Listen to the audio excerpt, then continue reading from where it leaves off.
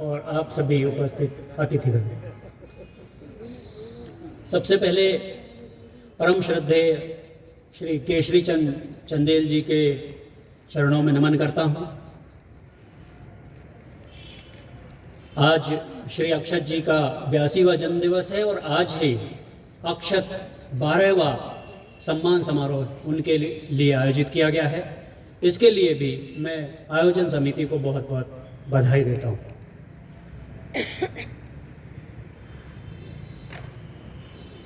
अपनी बात कैसे कही जाए, ये मेरे लिए हमेशा बहुत मुश्किल रहा है।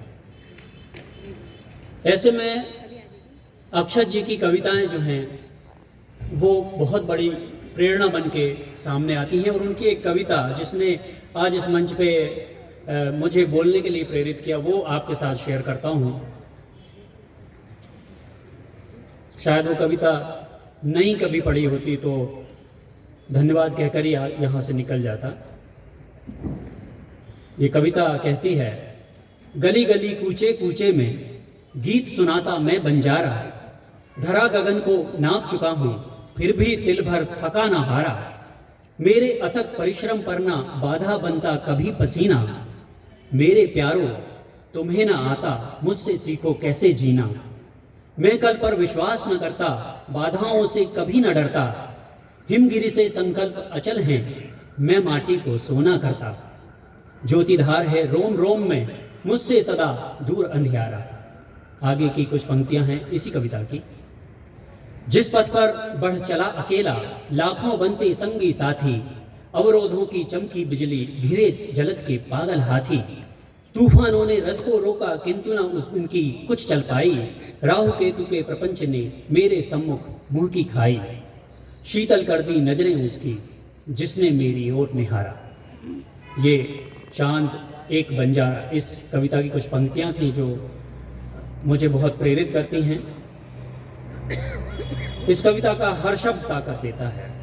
मुश्किलें सामने होती हैं, जब ऐसा लगता है कुछ सूझ नहीं रहा है तो ये कविता ही जो है वो सहारा बनती है।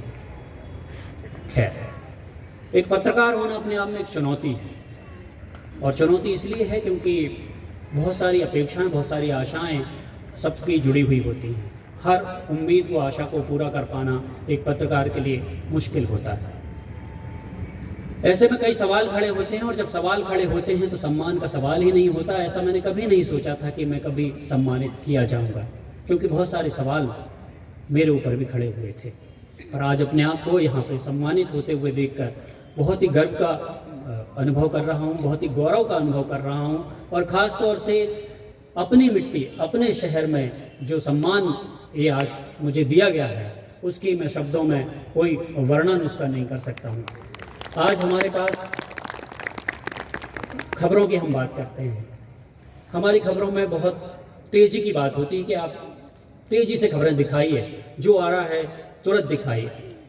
खबरों में तेज़ी बहुत ज़रूरी है क्योंकि उसका बहुत महत्व होता है, बहुत इम्पोर्टेंस होता है। उस तेज़ी का क्या महत्व होता है उसके एक किस्से के ज़रिए आपके साथ बांटना चाहता हूँ। केवल 3 मिनट का समय और लूँगा मैं आपका। बस एक किस्सा याद आता है, सोशल मीडिया पे भी शायद आप लोगों ने उसको सुना होगा। एक जंगल में पेड़ के ऊपर बंदर और बंदरिया बैठे हुए थे। आपस में चहलबाजियाँ और मस्तियाँ उनकी चल रही थीं। उनसे कुछ दूरी पर एक शेर था, बहुत आराम से सोया हुआ था। बंदरिया को मस्ती सूझ रही थी। उसको लग रहा था कि आज बंदर को कुछ ऐसा काम करवाया जाए जिससे पता चले कि आखिर बंदर है कितना होशियार। तो बंदरिया ने सोते हुए शेर को देखकर बंदर से बोला कि आप जाओ और वो शेर की पूंछ खींच कर आओ।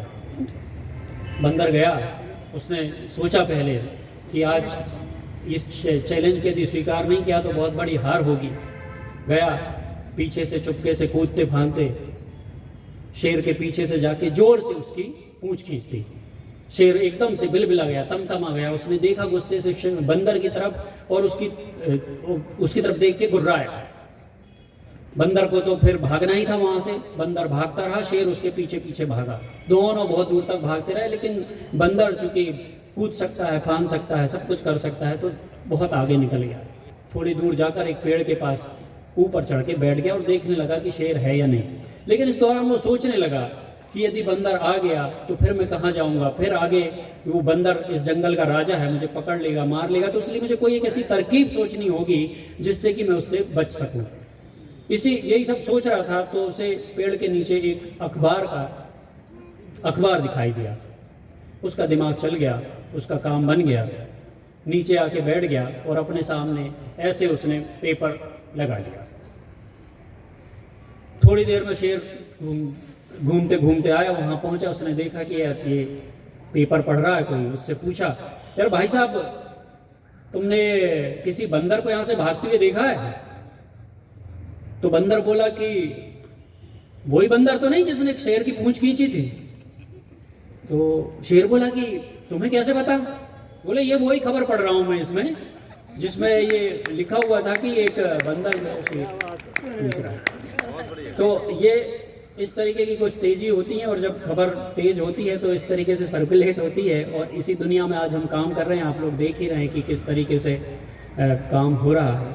हालांकि पत्रकारिता अब थोड़ी बदल गई है, सियासत के सारथी जो हैं वो कलम के महारथियों को प्रभावित कर रहे हैं, और ये जो प्रभाव है ये कुछ ऐसा भी है जो नहीं होना चाहिए, पर हो रहा है, हम देख रहे हैं। पर समय है, चलेगा, बदल जाएगा, कुछ समय आएगा। हर समय का अपना एक दौर होता है, वो दौर भी आएगा और चला जाएगा, ऐसी हम उम्मीद करते हैं। सम्मान जो अक्षय स्मृति सम्मान समारोह है, इसके लिए मैं कहना चाहता हूं कि नित नई प्रगति करे, नई ऊंचाइयां छुए, नए आयाम छुए। तरुण जी जैसा कह रहे थे अभी कि अंतर्राष्ट्रीय ख्याति प्राप्त कर चुका है, और हम ये चाहते हैं कि अब ये अवार्ड जो है वो ग्लोबल अवार्ड हो जाए, और धीरे धीरे जो 12 साल मध्य प्रदेश है 120 साल हो जाएं, 1200 साल हो जाएं, और अनवरत ये जो सिलसिला है ये चलता रहे। आखिर में चलते चलते आखिरी कविता एक बार फिर से अक्षत जी की ही मैं आपको सुनाना चाहता हूँ, जो आज के समय में, जैसे अभी थोड़ी देर पहले मैं पत्रकारिता की बात कर रहा था, उसमें बहुत प्रासंगिक मुझे लगती है कि आज इस मंच पे सुनाना चाहिए, तो वो मैं सुनाता हूँ। रंग जब प्यार का बरसता है, डूब जाने को मन तरसता है, भेद मिटते हैं दीनों मजहब के, सब में बस एक नूर बरसता है। कोई ऊंचा ना यहाँ नीचा है, हिंदू मुस्लिम न कोई ईसाई, जिन पे ये रंग रुपहला बरसा वो तो आपस में हैं भाई भाई। इसकी फितरत में है चैनो अमन, इसकी तासीर में समरसता है, रंग जब प्यार का बरसता है। और इसी कविता की कुछ और लाइनें हैं।